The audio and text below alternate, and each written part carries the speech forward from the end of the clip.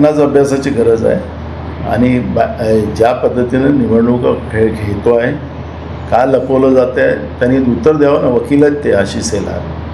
त्यांनी 48 तासामध्ये केंद्र सरकारने माननीय हरियाणा पंजाब हायकोर्टाने जो निकाल दिला त्या निकालाच्या विरोधात केंद्र सरकारने धोरण का बनवलं, का लपवता आहात ते तुम्ही सांगा ना. तुम्ही खरं आहात ना, खरं आहात तर तुम्हाला लोकांच्या समोर येऊ द्या ना.